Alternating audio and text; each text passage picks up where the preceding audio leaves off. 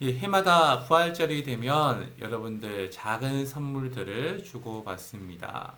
한국에 있으나 독일에 있으나 받는 것은 거의 이제 공통적인 게 있습니다. 바로 이제 부활절 계란을 이제 주고받습니다. 오늘 예배가 마치면 저도 이제 부활절 계란을 이제 이렇게 포장한 것을 가지고 여러분들을 또 만나러 갈 텐데 언제부터 부활절 계란을 먹었다는 어떤 그런 것은 없지만 대략적으로 이게 부활절 계란을 먹는 이유가 죽은 줄 알았는데 어, 그 안에는 생명이 있었다. 그래서 이제 모든 생명은 알에서부터 나온다라는 그 말의 기원이 바로 부활에서 출발이 됐다고 합니다. 그래서 이제 부활절에는 이제 우리가 생각해 보면 이 생명체가 없을 것 같은 그 알에서 이제 시간이 지나면 병아리가 나오고 또 작은 생명체들이 거기에서 부화가 돼서 나오듯이 무덤에서 이제 무덤은 당연히 이제 죽은 사람들밖에 없죠. 거기에서 살아계신 예수님께서 부활하신 것을 우리가 알 수 있습니다. 그러면 이 부활의 그 감격을 목격한 사람은 누구일까요? 그리고 또 그 목격한 사람들은 어떠한 마음들이 있었는지 오늘 말씀을 통해서 한번 살펴보시겠습니다. 오늘 본문 말씀 28장 1절에는 이렇게 나와 있습니다. 안식일이 다 지나고 안식 후 첫날이 되려는 새벽에 막달라 마리아와 다른 마리아가 무덤을 보려고 갔더니 여기에 보면 예수님의 무덤에 가려고 했던 사람이 누가 나오냐면 막달라 마리아가 나옵니다. 그리고 다른 마리아가 나오는데 이 다른 마리아는 이 마태복음에서 보시면 야고보와 요셉의 어머니 마리아로 되어 있습니다. 그 당시에는 이제 마리아라는 이름이 상당히 많습니다. 제가 이제 어린 시절에 지금은 아이들의 이름이 참 다양하거든요, 이게. 근데 옛날에는 영희라는 이름이 참 많았습니다. 영희. 예, 철수와 영희 할 때 영희가 참 많았거든요. 뭐 박영희, 이영희, 김영희, 뭐 최영희 할 때 영희가 참 많았습니다. 그러니까 제가 다녔던 학교 초등학교 때만 해도 영희라 그러면 뭐 서로가 이제 얼굴을 볼 정도로 많습니다. 그래서 이제 그 당시에는 뭐 최영희라고 딱 불러줘야 되는 거죠. 마찬가지로 이제 이 당시에는 성이 없습니다. 다 마리아라는 이제 이름밖에 없죠. 그래서 이제 그 마리아를 구별하기 위해서는 지역명을 붙여줍니다. 아니면은 누구누구의 뭐 엄마나 누구누구의 아들 뭐 누구누구 이런 식의 이제 이름이 붙여지죠. 그래서 여기 보면 막달라 마리아라고 했을 때 이 막달라에서 살고 있었던 그 마리아. 그리고 다른 마리아는 아마도 이제 동명이인이지만 막달라 마리아와 다른 마리아라고 이야기하고 있습니다. 여하튼 여기 보면 이 두 마리아가 예수님의 무덤에 갑니다. 근데 그 무덤에 갔던 날이 언제냐면 바로 안식일이 다 지나고 안식 후 첫날이 되려는 새벽에 갑니다. 이 안식일은 우리가 생각하기에는 이제 무슨 요일이냐 했더니만 대부분 이제 일요일이라고 하시는데 실제적으로 이제 안식일은 토요일입니다. 예, 유대인들은 토요일을 안식일을 이제 지키고 그렇게 보냅니다. 그리고 유대인들은 하루의 시작을 언제로 이제 시작을 하고 언제로 마치냐면 이제 저녁 해가 지고 난 다음에 시간부터 그리고 이제 해가 질 때쯤 때까지 요 시간을 하루라고 봅니다. 그러니까 이제 창세기에 보시면 저녁이 되고 아침이 되니 첫째 날이라 이렇게 이야기하듯이 아예 아무것도 없는 무에서 유가 되는 그 시간들을 하루라 이게 보는 거죠. 그러니까 한국이랑 또 세계의 많은 나라들이랑은 좀 차이가 있습니다. 지금도 이제 유대인들은 이 저녁 시간부터 하루를 이렇게 계산을 하고 그리고 이제 그 다음 날 해가 질 때까지를 이제 하루로 이렇게 보죠. 그러니까 안식일이 다 지난다 했을 때는 이제 안식일은 그 당시에 말하자면 금요일 저녁부터 토요일 해가 질 때쯤 이렇게 보시면 되겠습니다. 그러니까 이 안식일이 다 지나고 안식 후 첫날이면 이제 안식 후 첫날이니까 토요일 다음 날은 이제 우리가 말하는 일요일, 지금의 주일이지요. 그러니까 주일날 이제 되는 새벽에, 그러니까 주일 새벽에 막달라 마리아와 다른 마리아가 예수님의 무덤에 가게 됩니다. 그러니까 이제 계산을 하자면 우리 성금요일 했던 금요일, 토요일, 주일 3일 동안 예수님께서 이제 지금 무덤에 계시는 상황이죠. 그러니까 3일 동안 예수님께서 지금 죽어 계시는 상황, 시체로 지금 무덤에 계십니다. 근데 이 두 여인이 그러면 왜 무덤에 갔을까? 그 당시에 이제 유대의 그 풍습에 따르면 이 사람이 죽고 난 다음에 3일까지는 무덤에 가서 그 시신에 이제 향유를 바른다거나 향품을 뿌릴 수 있습니다. 그러면 이제 여러분도 조금 신기하지 않습니까? 우리 한국식으로 말하면 분명히 이 땅에다가 무덤에 묻었는데 그걸 파가지고 다시 이렇게 뭐 발라주냐 뭐 이렇게 생각할 수 있는데 실제적으로 유대인들의 그 무덤은 조금 다릅니다. 우리가 생각하는 건 다르게 이 석회 동굴 같은 곳이 있어요. 그러면 거기다가 사람이 죽으면 시신을 이렇게 놓습니다. 그러면 이제 그 시신을 이제 한동안 놔두면 이 시신이 이제 썩고 말라버립니다. 그러면 이제 뼈만 남잖아요, 이렇게. 그러면 그 뼈를 다시 이렇게 항아리에 담아서 완전히 과정묘에다가 이렇게 모셔놓죠. 그래서 이 지금 무덤은 어찌 보면 이 석회 동굴로 되어 있는 그런 무덤이라 생각할 수 있습니다. 그러니까 이제 누구든지 드나들 수가 있고 문만 열면 얼마든지 갈 수가 있는데 그런데 지금 본문에서는 나와 있지 않지만 이 동일 본문인 마가복음에 보면 이 두 여인이 가면서 계속해서 걱정을 합니다. 누가 이 돌문을 열어줘야 되는데 이 돌문을 누가 열어주면 좋을까? 막 이렇게 걱정을 하죠. 왜 걱정을 하게 됐냐면 그 당시에 이제 이 예수님을 죽였던 대제사장들과 이 바리새인들과 이 장로들이 아무리 생각해봐도 이제 불안하다는 거죠. 이렇게 혹이나 제자들이 예수님의 시체를 훔쳐가가지고 예수님 부활했다. 야, 봐봐, 무덤이 없잖아.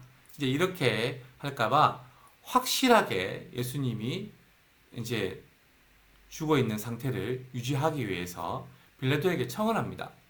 그래서 이제 빌라도에게 거기에 경비병을 세워가지고 이 무덤에는 누구든지 들어가지 못하도록 탁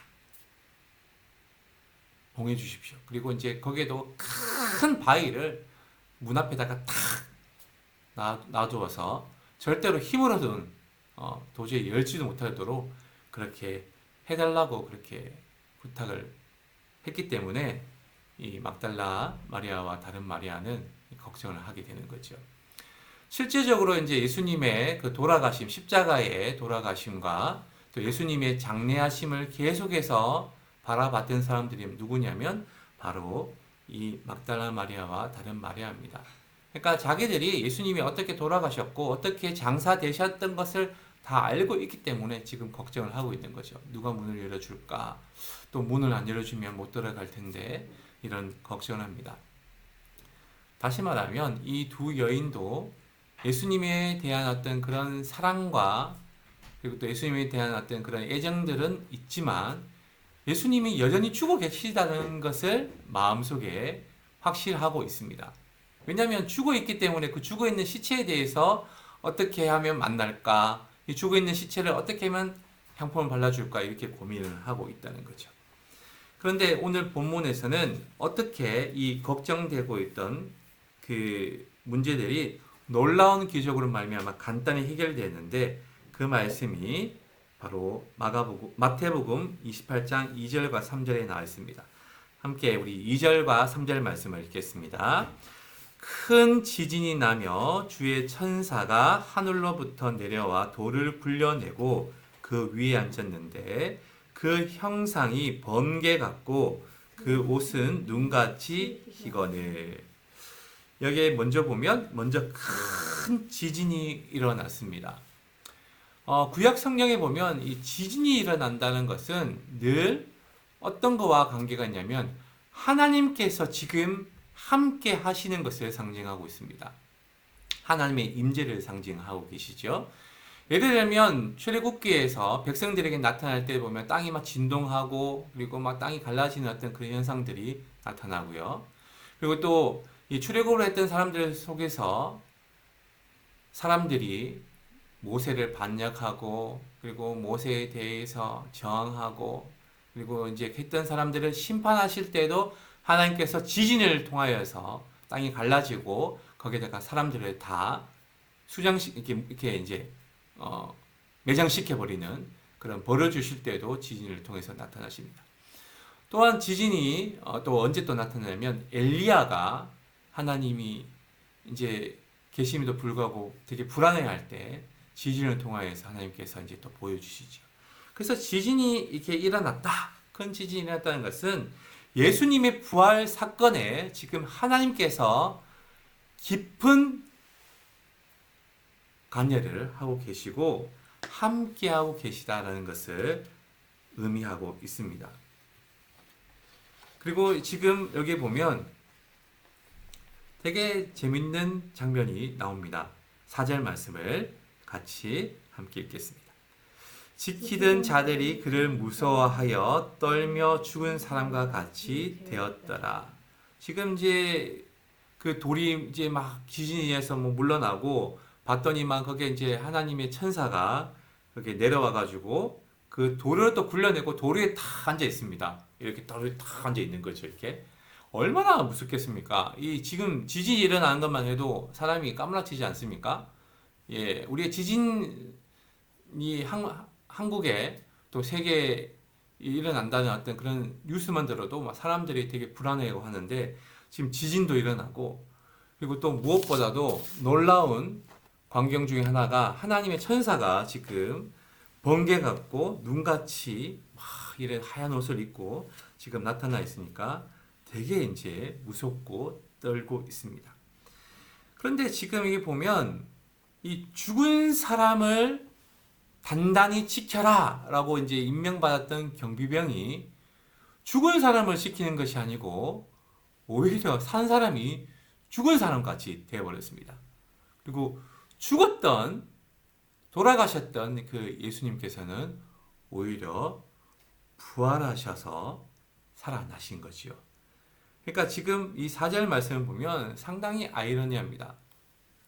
죽은 사람을 살아있는 사람이 지키라고 했는데 오히려 이 살아있는 사람은 죽은 사람 같이 돼버리고 또 이 죽었던 사람은 또 돌아가셨던 예수님은 오히려 그 죽음에서 부활하신 일이 4절에 기록되고 있습니다.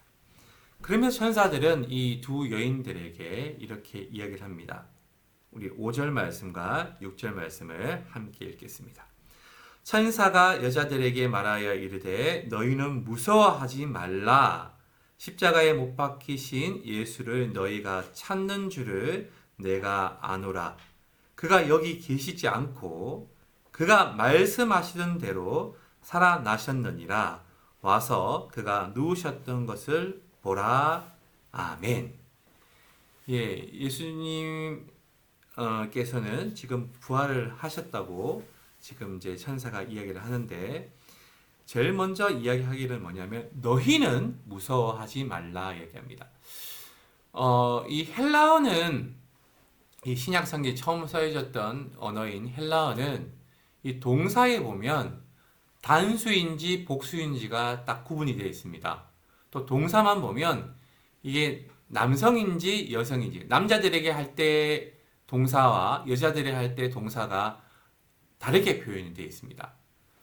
그렇기 때문에 여기에서 보면 무서워하지 말라 했을 때는 이 여성들에게 가리키는 복수 동사입니다. 그런데 특별히 여기 보면 너희는 이라고 이렇게 되어 있죠. 이렇게. 그러면 여기서 보면 무서워하지 말라 해도 이 여인들을 향하여서 너희들은 무서워하지 말라라고 천사가 이야기하고 있는데 여기에 너희는이라고 다시 주어가 나와 있다는 것은 강조를 하기 위해서 지금 이렇게 써져 있는 거죠. 너희들은 다른 사람들과 같이 절대로 무서워하지 말라는 거예요. 그럼 누가 무서워했나요? 경비병들이 무서워했죠. 지키던 자들이.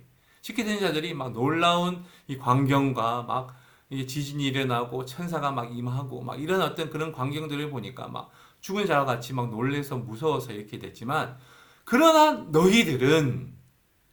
이 부활의 광경을 목격하는 너희들은 결코 무서워하지 말라고 합니다. 그리고 예수님께서 십자가에 못 박게 하셨던 그 예수님을 너희가 찾는 줄을 나는 이미 알고 있다고 이제 천사가 얘기를 하고 있죠.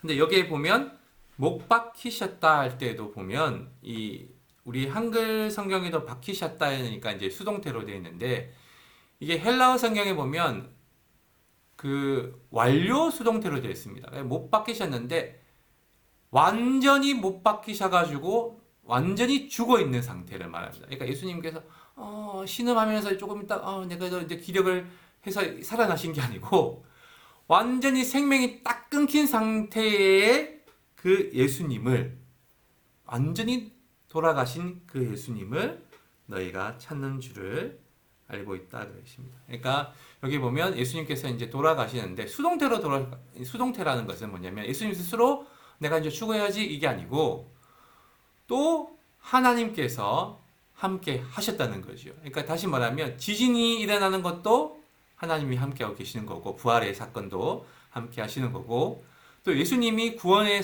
역사를 구원의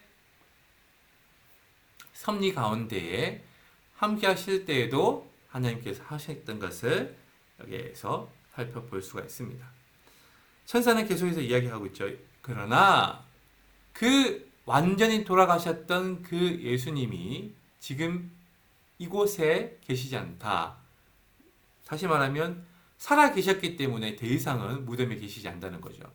사람이 죽어 있으면 그대로 무덤에 계실 텐데 이제는 예수님께서는 완전히 살아나셨기 때문에 이제는 여기 계시지 않는다. 그리고 마지막으로 하시는 말씀이 뭐냐면 그가 말씀하시던 대로 살아나셨다 합니다. 그가 말씀하시는 대로 살아나셨다. 예수님께서는 이 마태복음만 봐도 몇 번에 걸쳐서 계속해서 예수님께서는 죽은 자 가운데서 살아나실 것을 이제 이야기를 하십니다. 한 번은 이제 바리새인들과 서기관들이 이런 이야기를 하죠. 예수님, 저희들에게 기적을 보여주세요. 다른 사람들에게도 보여주는 그 기적을 우리에게도 한번 보여달라고 이렇게 얘기를 합니다. 그러니까 예수님께서는 참 이렇게 답답하지 않아요, 이렇게. 예. 그 기적을 꼭 눈으로 봐야지 내가 믿겠다는 그 믿음. 예. 그래서 이제 예수님께서는 오히려 어떤 말씀을 하시냐면 인자가 이 악한 세대에게 보여줄 수 있는 기적은 요나의 기적밖에 없다 얘기하십니다. 그러니까 예수님께서는 이제 요나의 기적을 너희들에게 보여줄 것이다 라고 하시죠. 요나는 여러분 구약 성경에 나와 있는 선지자로서 누가 봐도 잘 알고 있는 하나님의 명령을 불순종했던 그런 선지자입니다. 그래서 결국에는 이제 니느웨로 가야 되는데 다시스로 가다가 바다에 퐁당 빠지죠. 예. 근데 그때 하나님께서 예비하셨던 물고기가 이 요나를 잡아먹습니다. 이제 산채로 이제 삼켜버렸죠. 그래서 그 물고기 뱃속에서 요나가 며칠 동안 있냐면 3일 동안 있습니다. 그러니까 사람들은 그 광경을 봤을 때, 야, 요나가 물고기 잡혀서 죽었구나라고 생각했는데, 요나는 3일 후에 그 물고기 뱃속에서 다시 튀쳐나오죠. 그러니까 죽은 줄 알았던 요나가 3일 만에 살아있는 채로 다시금 뱃속에서 나와버렸다는 겁니다. 예수님께서는 이렇게 얘기를 하셨던 거죠. 너희들이 나를 죽이겠지만 나는 요나의 표적과 같이 그 죽음에서 3일 동안 있다가 내가 다시 부활하실 것을 일러 주셨습니다. 그리고 제자들에게는 3번에 걸쳐서 얘기를 하십니다. 성경에서 3번이라는 것은 완전한 것을 말합니다. 우리 베드로가 예수님을 몇 번 부인하죠? 한 번, 두 번? 아니죠. 세 번 부인합니다. 완전히 예수님을 부인해버렸던 사람이 바로 베드로입니다. 그러면 예수님께서 이제 세 번 이야기를 하셨는데 어디에 그 말씀이 나오는지 한번 보시면 이 마태복음 16장 21절 22절에 나와 있습니다. 우리 마태복음 16장 말씀을 한번 같이 보시죠. 예, 마태복음 16장 21절 말씀을 제가 읽겠습니다. 이때로부터 예수 그리스도께서 자기가 예루살렘에 올라가 장로들과 대제사장들과 서기관들에게 많은 고난을 받고 죽임을 당하고 제3일에 살아나야 할 것을 제자들에게 비로소 나타내시니. 예, 이때라는 것은 언제냐면 예수님께서 빌립보 가이사랴 빌립보에 이제 가셨을 때입니다. 빌립보 가이사랴는 어디냐면 이 유대 이스라엘이 이렇게 좀 긴 지역이 이렇게 있다면 제일 북쪽에 있는 도시가 바로 빌립보 가이사랴 빌립보입니다. 성경에는 보면 지금 개역 개정 성경에 보면 빌립보 가이사랴로 되어 있는데 예전 성경에는 가이사랴 빌립보로 되어 있습니다. 그게 이제 이런 거예요. 예, 경기도 뭐 광주시 또는 광주 경기도 이렇게 할 수가 있겠죠. 그러면 이제 이 광주가 먼저 나오면 왠지 광주 특별시, 광주 이제 광역시랑 이렇게 이제 구분이 잘 안 되니까 이제 경기도를 먼저 써주는 게 좋습니다. 그래서 여기 보면 지금 이제 개역 개정에서는 빌립보 가이사랴가 되는데 여하튼 예수님께서는 제일 높은 곳에 이제 있을 때에 제자들에게 묻죠. 사람들이 나를 누구라 그러냐? 그러니까 어떤 사람들은 세례요한이라 그럽니다. 어떤 사람은 구약의 한 선지자라고 그럽니다. 어떤 사람은 예레미야라고 그럽니다. 뭐 이런 이제 질문들에 대한 대답을 합니다. 그때 예수님께서 이제 제자들을 향하여서 얘기합니다. 너희들은 나를 누구라 하느냐? 했더니만 베드로가 이야기를 합니다. 주는 그리스도시요 살아계신 하나님의 아들이십니다. 그러니까 위대한 신앙의 고백을 하죠. 예수님은 우리의 주가 되시는데 그리스도시다. 그리고 예수님의말로 하나님의 아들이라는 것을 내가 믿습니다. 그러니까 제자들이 이제는 확신에 가지는 거예요. 예수님이 누구신지에 대해서. 근데 완전한 그 이해를 한 건 아니지만 그래도 어느 정도 예수님이 누구신지에 대해서 알게 됩니다. 그리스도시고 하나님의 아들이다. 그래서 이때부터 이제는 예수님이 누군지에 대해서 알게 된 이때부터 예수님께서는 말씀을 하시죠. 예루살렘에서 장로들과 대제사장들과 서기관들에게 많은 고난을 받을 것이다. 그 당시에 이제 공회라는 게 있습니다. 이 공회는 이제 유대의 그 신앙 공동체에 어찌 보면 그 수장들이 모여 있는 70명이 되는 그 기관이 바로 이제 공회입니다. 여기에서는 그 당시 이제 대제사장이 이제 모든 것을 인솔을 하고 또 전임 대제사장들과 또 백성들의 장로들과 또 서기관들이 소속이 되어 있는 그 단체가 바로 공회입니다.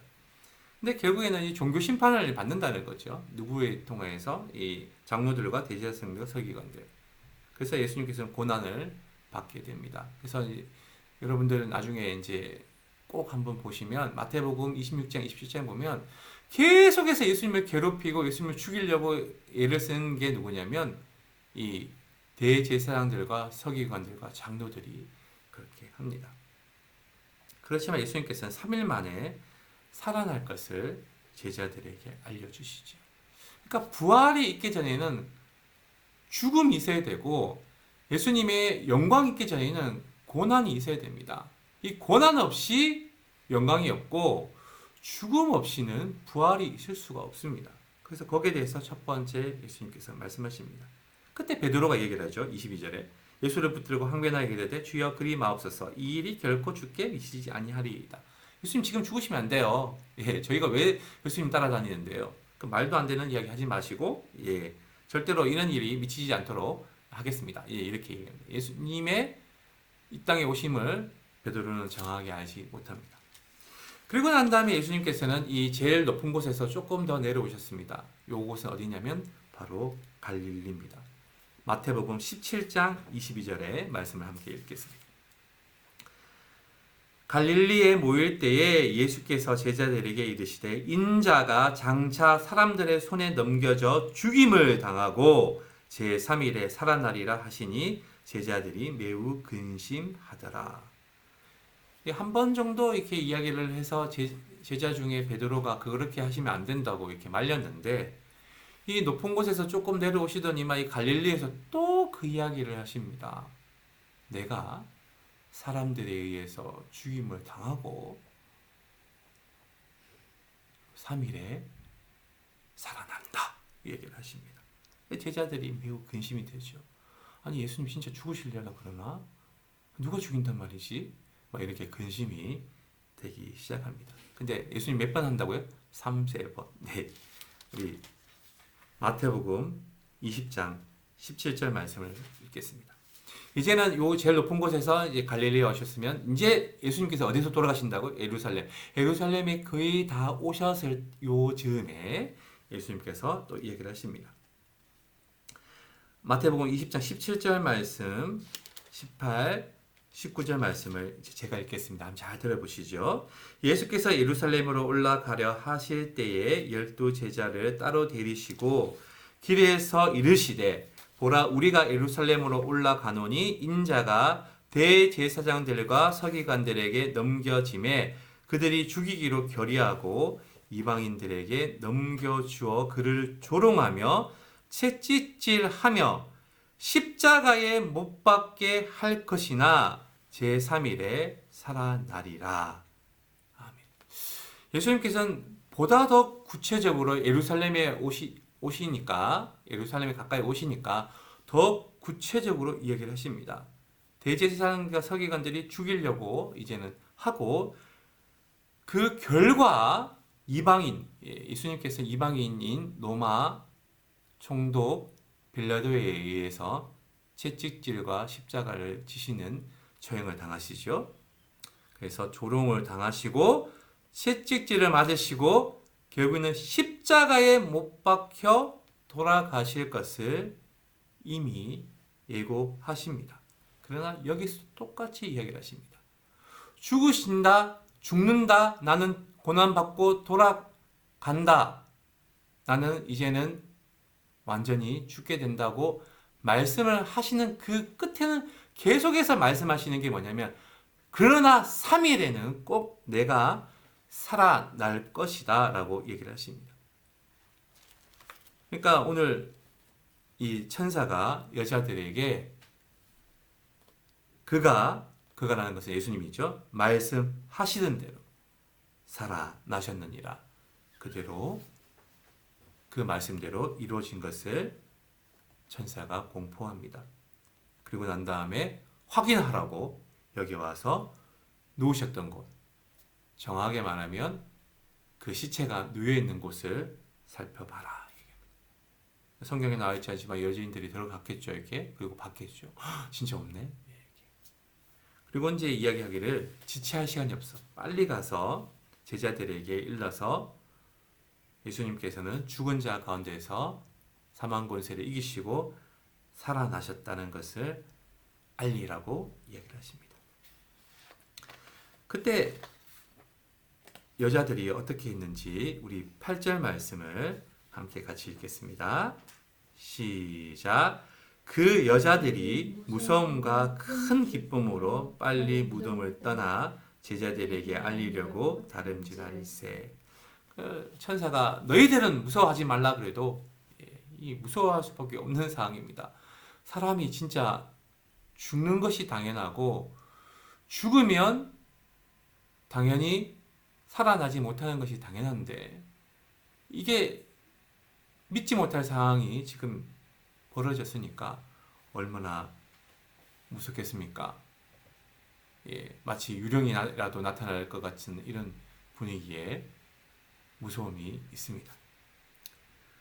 또한 예수님의 부활을 다시 말하면 예수님이 죽은 자 가운데서 살아나셨다는 그 소식이 너무나 큰 기쁨으로 다가옵니다. 그래서 이 사람들은 이 무덤에서 이제 지체할 시간이 없어요. 그래서 빨리 무덤을 떠나서 제자들에게 알리려고 막 뛰어갑니다. 다름질을 합니다. 이 무섭다 그러면 좀 여인들이 어찌 보면 믿음이 없다, 그리고 큰 기쁨이 있다 그러면 믿음이 있다 이라고 생각이 되는데, 여러분 이렇게 생각하시면 어떨까요? 이렇게 우리 며칠 전에 우리 김영기 선생님께서 이제 출산을 하셨지만 우리 임산부들이 이제 초음파 사진을 찍고 해서 아기의 모습들을 이렇게 보잖아요. 이렇게 그러면서 이제 아기를 막 기다립니다. 그런데 이제 아기가 태어날 때쯤 되면 되게 이제 마음이 두 갈래로 갈려집니다. 저도 이제 경험했던 거고요. 하나는 뭐냐면 이 기쁨이 있죠. 이렇게 새로운 아이, 새로운 생명이 이제 태어난다는 그 기쁨이 있지만 그 아이를 출산해야 된다는 그 또 두려움이 있지 않습니까? 이 두 가지 마음이 공존해 있는 거예요. 이 부활이라는 것이 이 두 가지 마음이 이제 공존해 있는 거죠.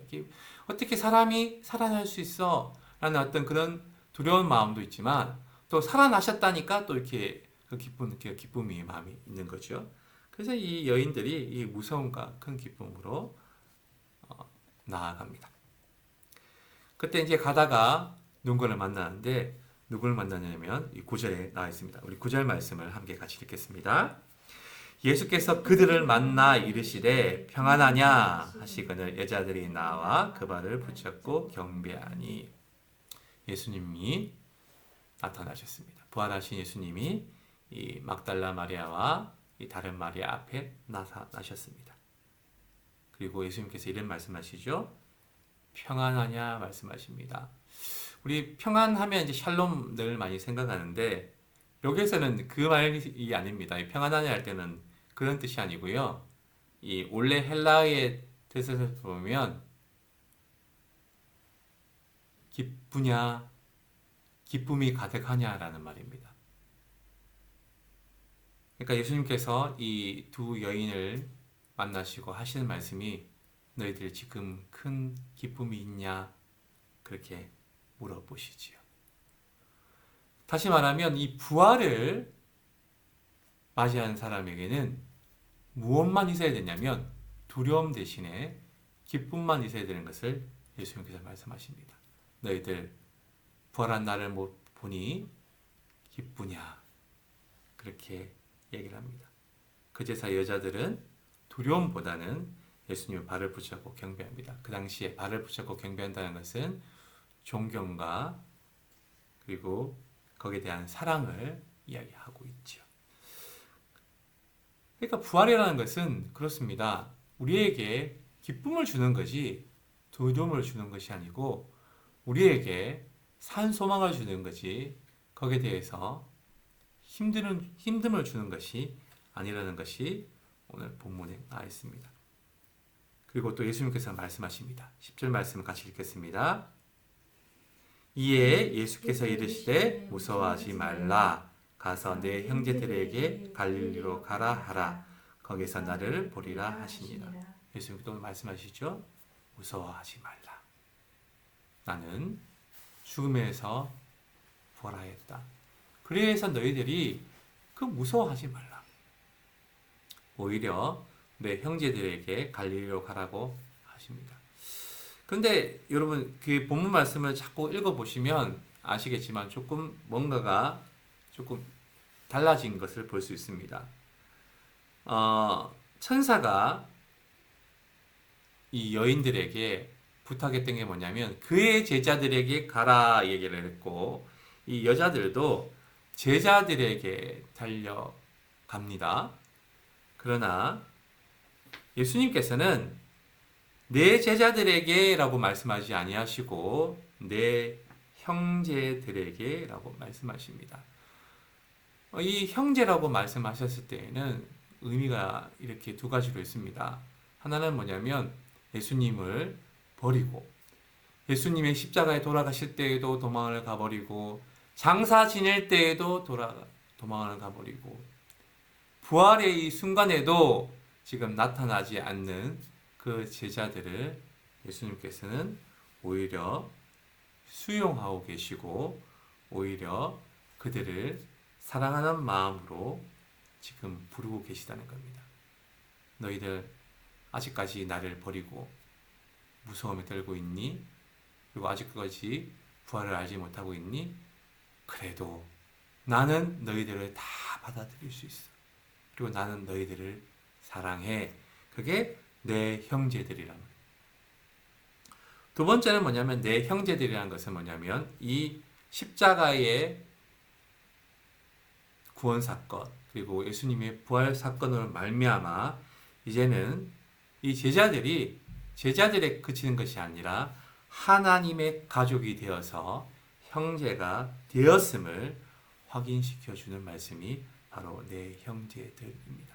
그러니까 예수님의 부활이라는 것은 우리가 믿지 못하고 우리가 두려워하고 우리가 의심하고 있지만 그 모든 것을 수용하고 그리고 오히려 사랑하는 마음으로 예수님께서 불러주시는 말씀이자 이제는 그 부활을 경험하는 모든 이들에게 하나님의 가족이 되며 형제가 되었다는 것을 일러주시고 계십니다.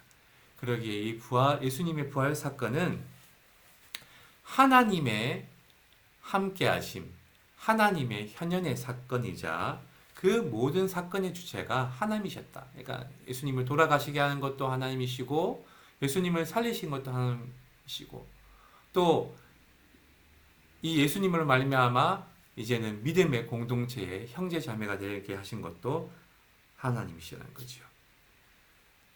그렇기 때문에 이 마태복음에서는 하나님의 살아계심이 계속해서 강조되고 있습니다.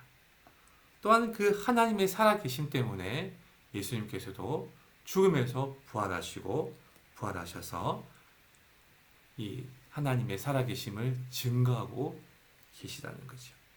이러한 살아계신 하나님을 또한 죽음에서 부활하신 예수님을 우리도 믿고 그리고 이 세상에 아직도 그 부활을 믿지 않는 많은 사람들에게 복음을 전하면 참 좋겠습니다. 그러나 오늘 본문 말씀에서 정말로 여러분들이 주목하셔야 될 게 딱 하나가 있는데 부활은 누가 목격을 하게 되고 누가 믿게 되냐면 예수님을 가장 많이 사랑한 사람이 가장 먼저 부활을 목격하게 됩니다. 끝까지 예수님과 함께 십자가에 돌아가셨을 때도 장례할 때도 그리고 또 그 부활하신 새벽에도 늘 함께 하려고 했던 그 여인들이 예수님의 부활을 함께 합니다. 3년 동안 따랐던 제자들도 이 두 여인에 비하면 늦게 부활을 경험하게 되죠. 근데 너무나 안타깝게도 예수님의 제자였지만 예수님을 팔아버렸던 그 가룟 유다는 예수님의 고난도 함께하지 못했고 예수님의 부활도 함께하지 못했습니다. 그러기에 여러분들 예수님을 사랑하는 마음으로 더욱더 우리가 부활의 신앙을 가지고 살아갈 수 있기를 간절히 기원합니다.